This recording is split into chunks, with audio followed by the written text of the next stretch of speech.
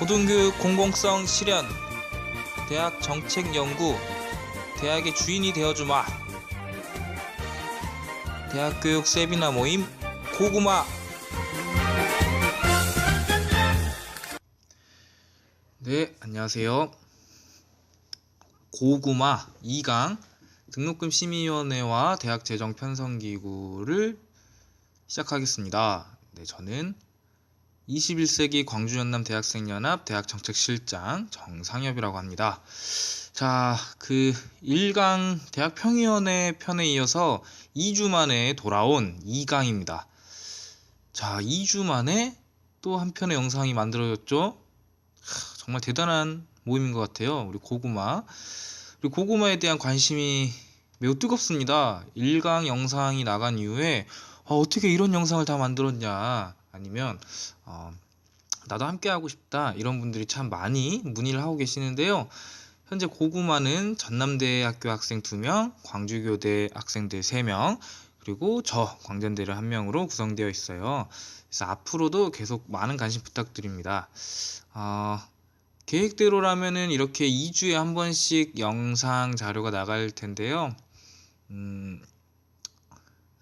사실 좀 힘든데, 많은 대학생들의 자주롭고 자주적인 대학과 주인이 되는 대학을 만들기 위해서, 그리고 공공성이 강화되는 대학을 만들기 위해서 힘들더라도 잘 만들어 보도록 하겠습니다.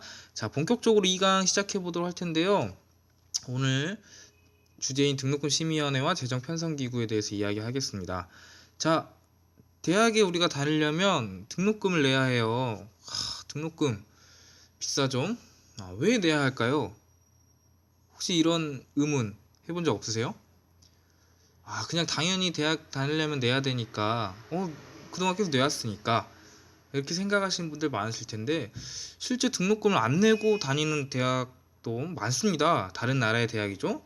유럽에 있는 나라들이나 혹은 가까운 이 북쪽에 있는 북한도 대학이 무상이라는데 왜 우리는 낼까? 그런 생각 혹시 안 해봤어요? 안 해봤을 수도 있죠. 자, 어찌됐던 간에 우리나라는 대학에 다니려면 등록금을 내야 합니다. 그것도 아주 고액의 등록금이죠. 자, 우리 등록금을 내는 근거는 우리 고등교육법 제11조에 나와 있는데요. 우리 학교는 대학이죠. 대학은 납부금, 등록금을 받을 수 있습니다. 자, 이걸 내야지만, 학생들은 등록금을 내야지만 대학을 다닐 수 있어요. 자, 등록금을 냈는데 그 등록금이 어떻게 쓰이는가에 대해서는 잘 모르시잖아요. 자, 이 표를 한번 보겠습니다. 2016년 국립대 대학 회계 세입 결산 내역입니다. 그러니까 국립대에서 운영하는 예산에 들어오는 수입 구성이 이렇게 된다라는 거죠. 자, 보시면 가장 많이 차지하고 있는 것은 수업료조 32.1%입니다. 자, 국립대 전체 수입 중에서 약 33%가 등록금 수입인 거예요. 자, 거기서 사실 교직원들의, 교수와 직원들 월급인 인건비 약 30%를 빼면 등록금으로만 한 60% 이상이 되겠죠. 자, 국립대는 학생들의 등록금이 없으면 대학이 운영되기 어려운 구조를 가지고 있습니다. 사실 이럴 거면 왜 국립대라 했을까요? 학생들이 낸 등록금으로 운영할 거면 국자를 붙었으면 국가가 제대로 책임을 져야 되는데 모순이 있죠? 자, 사립대도 크게 다르지 않습니다. 사립대 법인이 얼마나 노력하냐에 따라서 조금씩 다르긴 한데요. 등록금 수입이 전체 대학 수입 회계 예산 수입 중에 50% 이상을 대부분 차지하고 있습니다. 자, 그만큼 학생들이 내는 등록금에 의해서 대학 운영이 좌지우지 된다라는 소리인데, 그렇다라면은 대학에서 돈을 내는 우리 학생들이 대학의 주인으로서 더욱 역할을 많이 해야 함이 당연합니다. 대학은 교수, 직원, 학생들, 대학의 구성원이 모두가 주인이고, 우리가 돈을 내는 주체가 아니더라 하더라도 대학의 구성원인 만큼 등록금 편성과 예산 편성에서 주인으로서의 역할 행사를 당연히 해야 함은 너무나도 당연한 것 같아요. 자, 그래서 우리가 지금 등록금 심의위원회 그리고 대학 재정 편성기구에 대해서 알아볼 텐데, 지금 그래서 하고 있죠. 진행이 되고 있는 것들이 많이 있습니다. 자, 우리가 학생들이 대학의 구성원인 만큼 예산과 등록금을 같이 논의해야 되는데, 이러한 것들이 결국에는 지지난주 이야기했던 대학평의원회에 학생들이 들어가야 되는 이유, 그리고 다음에 기회가 될 때 이야기할 총장 선거에서 학생들이 투표권을 가져야 하는 이유이기도 하죠. 자, 그럼 본격적으로 먼저 등록금 심의위원회가 어떻게 생겨나게 됐는지에 대해서 이야기하려 하는데요. 자, 원래는 우리 대학의 등록금은 학생들은 같이 결정할 수가 없었습니다. 대학이 마음대로 자기들이 결정하고 학생들에게 통보하는 상황이었고, 예산 편성 또한 마찬가지였습니다. 대부분의 대학 당국들과 교수들은 사진에서 보는 것과 같이 이렇게 생각해요. 학생이 대학의 주인으로 보지 않습니다. 4년 있다 졸업하는데 흐흐흐 하면서 이렇게 생각하는 사람이 너무 많아요. 그래서 제가 대학을 4년이 아닌 10년 넘게 다니고 있거든요. 어처구니 없죠? 자, 저도 어처구니가 없는데, 학생을 대학으로 구성원으로 보지 않았기 때문에 그동안 대학 당국은 등록금과 재정 예산 편성을 자기들 마음대로 편성해 왔습니다. 자, 그런 과정들이 있다 보니까 대학 등록금들이 폭등했었어요. 2000년대만 해도 국립대 등록금 인상률이 사립대 등록금 인상률보다 훨씬 더 많이 높았던 시절을 보내왔었고, 그리고 그렇게 많은 등록금조차도 일방적으로 통보를 당해왔기 때문에 대학생들은 민주납부투쟁 혹은 현물납부투쟁, 등록금 환불투쟁 같은 것들을 진행했어요. 민주납부투쟁은 학생들이 생각했을 때 이 정도 내면은 대학이 운영될 것 같은데 왜 더 과다해서 걷냐 해서 학생들이 생각한 만큼의 돈만 내는 것, 그리고 현물납부 투쟁은 이 사진에서 보는 것과 같이 돈이 아닌 현물로 납부하는 거예요. 그래서 여기는 뭐 닭들이 나와 있는데, 뭐 다른 대학에서는 뭐 소를 가지고 가서 낸다든지 뭐 이렇게 했었고요. 등록금 환불 투쟁은 과다하게 징수된 등록금을 환불해라는 투쟁도 했었다고 합니다. 그래서 전남대학교 같은 경우에는 2006년과 2007년도에 큰 금액은 아니었지만 각각 2만원, 24,000원씩 학생 1인들에게 환불되었다라고 하죠. 자, 이러한 대학의 등록금 인하 운동 관련해서는 다음에 더 알아보도록 하고요. 어쨌든 이런 등록금 투쟁과 함께 민주적인 대학 운영을 위한 민주적인 예산 편성과 등록금 책정을 위한 요구도 끊임없이 해왔었습니다.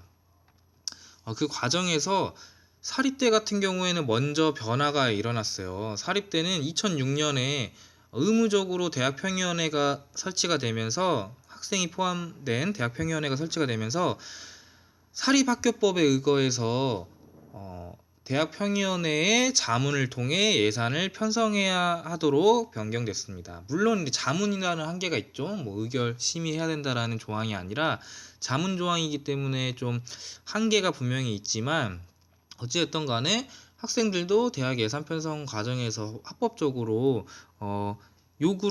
입장을 얘기할 수 있는 그런 환경이 마련되었었죠. 자, 그 과정에서 사진에서 보는 것과 같이 한대련이라는 21세기 한국대학생연합이라는 조직의 역할이 매우 중요했는데요.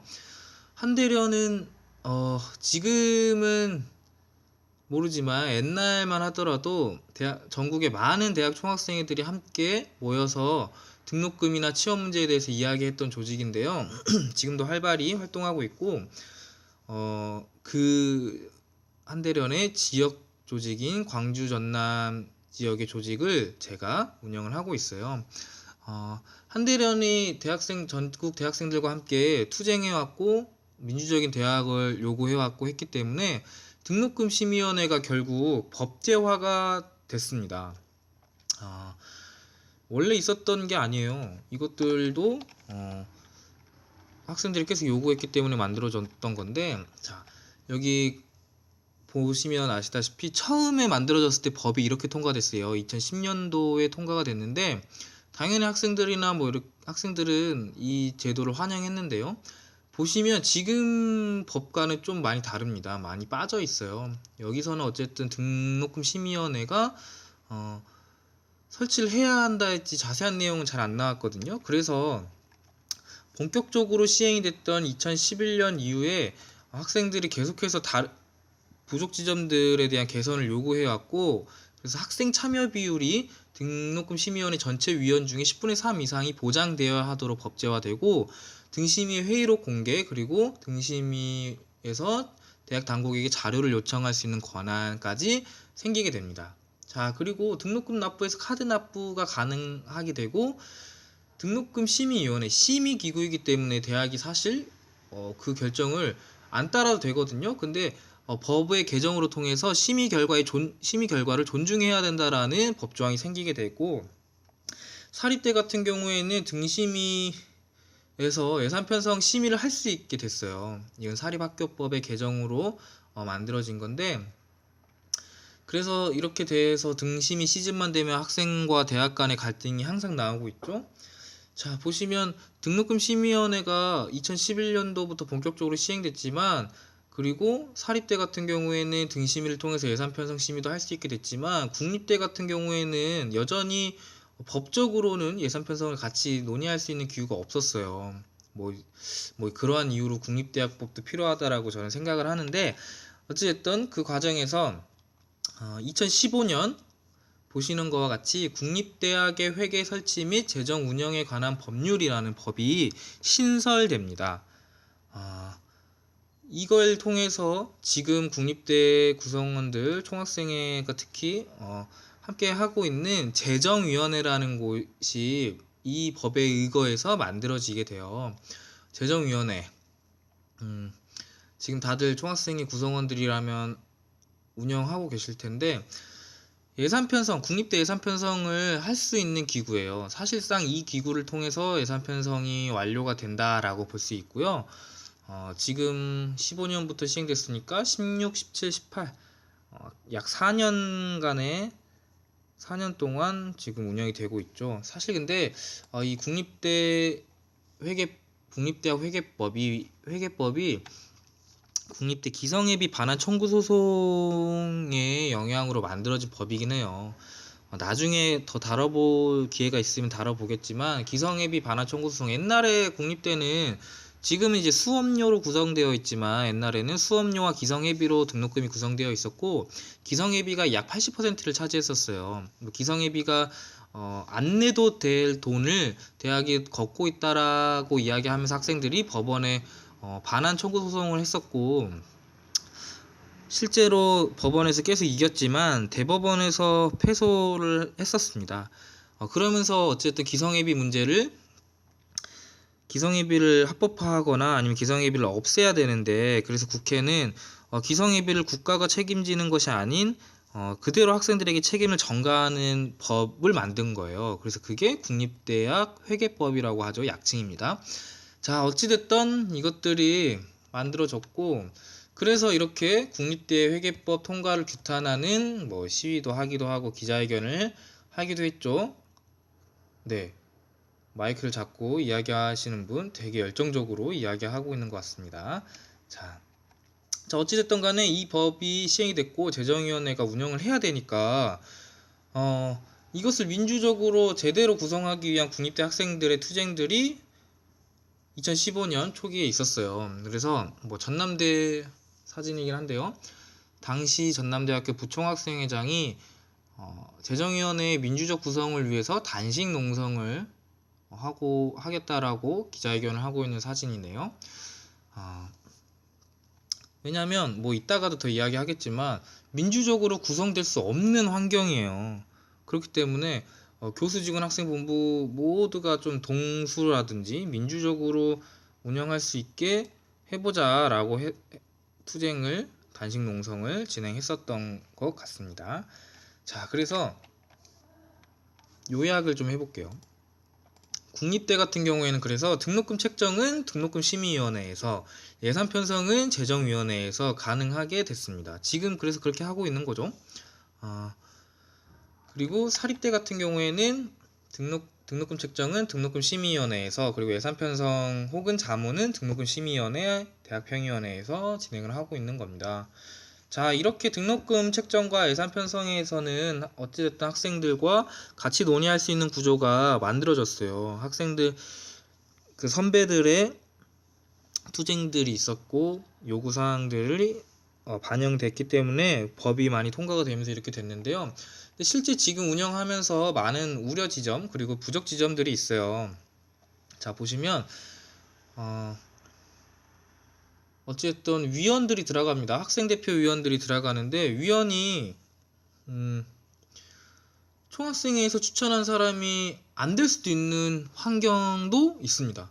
예를 들어서 여기 보시면 전남대학교 등심이 학생위원 추천 방식이, 학생대표위원은 총학생회장의 추천으로 총장이 임명한다 라고 되어 있죠. 자, 예를 들어서 총학생회장이 정상엽이라는 사람을 추천했는데 총장이 그 사람을 임명 안 할 수도 있는 거예요.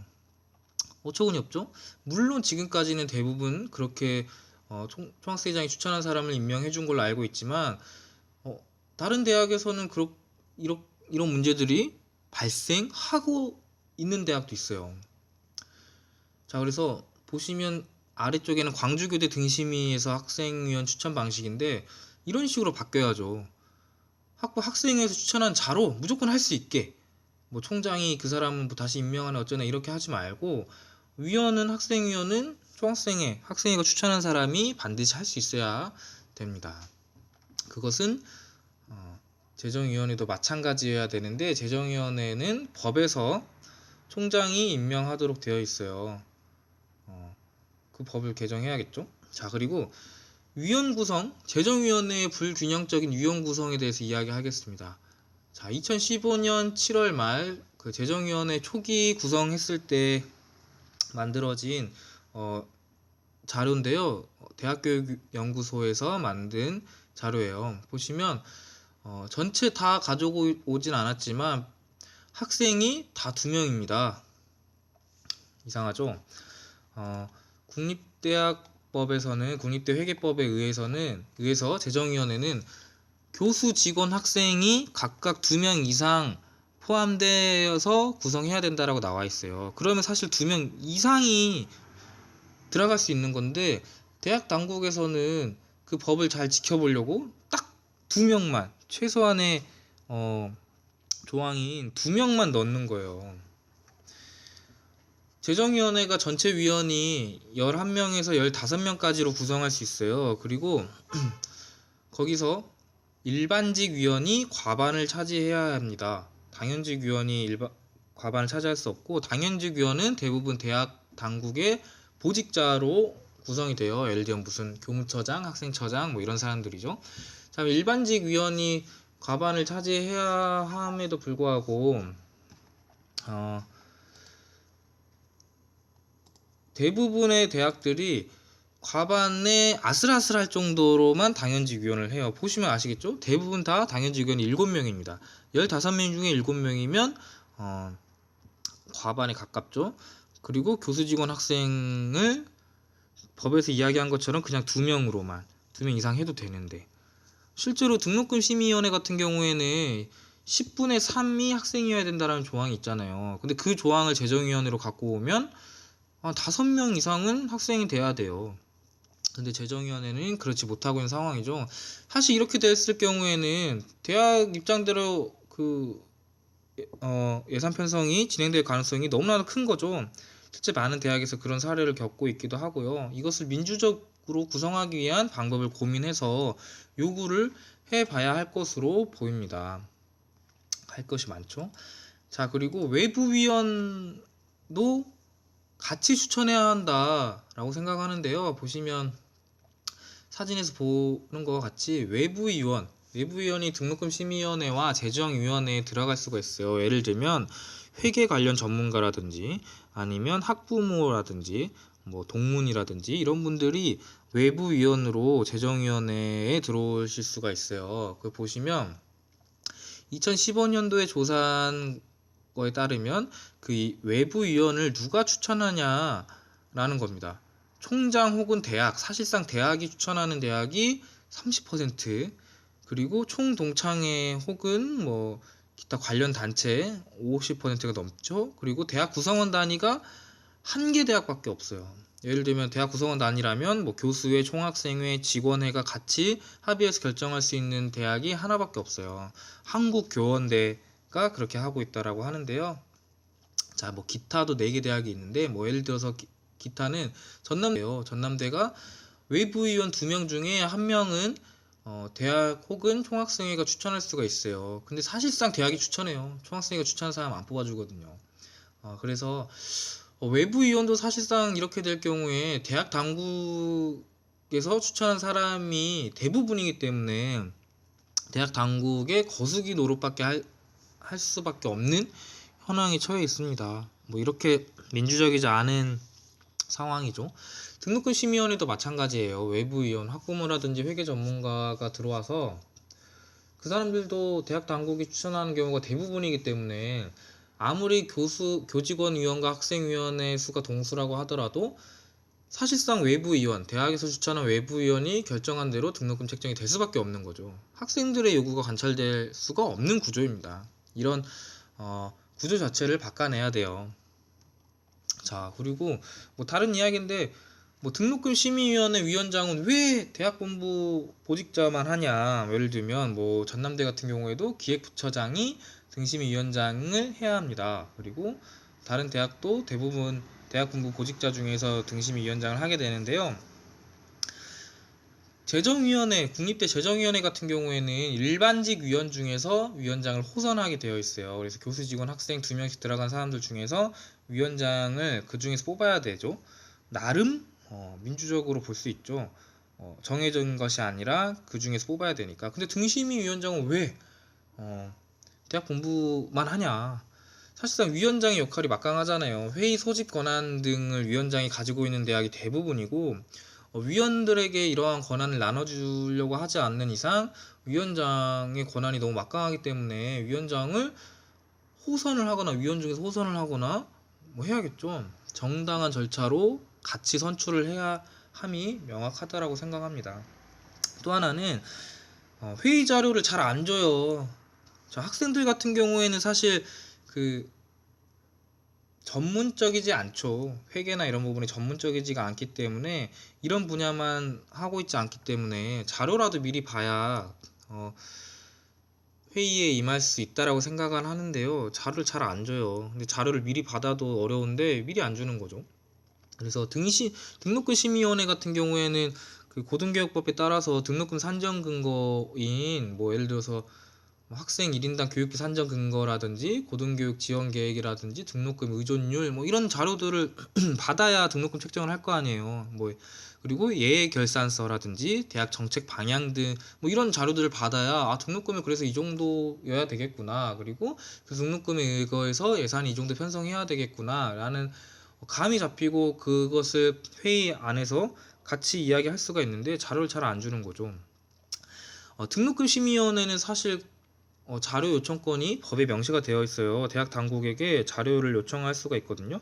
근데 개별 등심위원들이 요청할 수 있는 것이 아니라 등록금 심의위원회가 요청을 할 수가 있어요. 그래서 등록금 심의위원회, 학생들이 아무리 요구하더라도 등록금 심의위원회 전체가 필요하다라고 생각하지 않는 이상 자료 요청이 쉽게 할 수가 없는 구조인 거죠.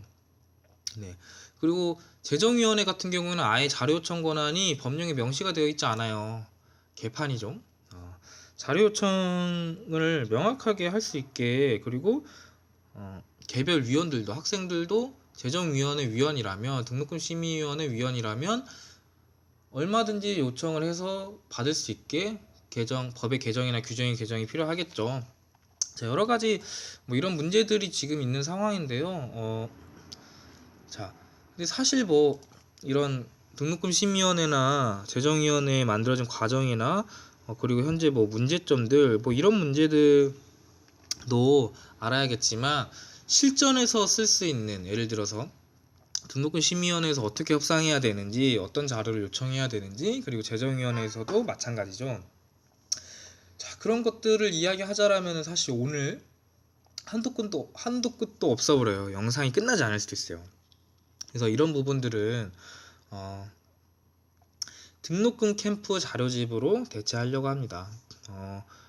매년 그 등록금 심의 기간 직전에 등록금 캠프라는 것을 국회 교육희망 포럼 그리고 뭐 참여연대, 대학교육연구소 등에서 등록금 캠프를 진행을 하고 있고요. 올해 작년이죠. 작년 12월에 제 4회째를 맞이했었어요. 많은 전국의 대학 총학생회 관계자들이 와서 등록금 캠프를 통해 어떻게 등심위에 임해야 하는지, 재정위원회에 임해야 하는지를 배우고 돌아갑니다. 사실 뭐 한 번 배운다고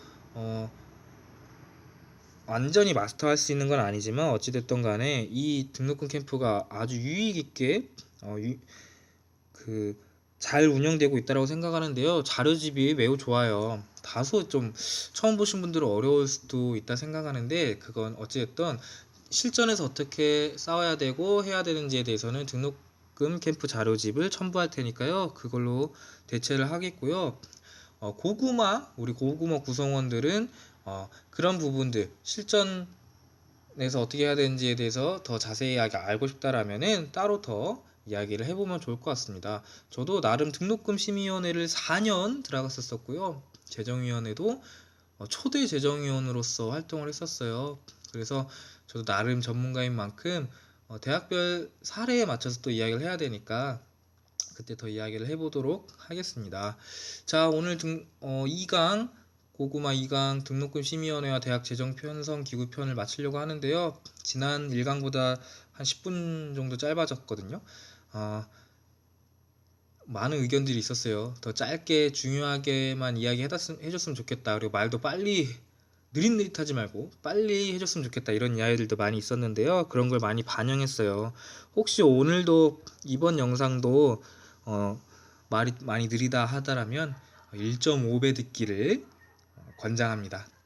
자, 오늘 2주 만에 2강을 이야기했는데요. 다음 시간에는 2주 뒤인 5월 12일 즈음으로 해서 그때는 등록금 인하 운동의 역사에 대해서 알아보도록 하겠습니다. 다음 시간에 더 알찬 내용으로 찾아오도록 하겠습니다. 고구마 시청해주셔서 감사합니다.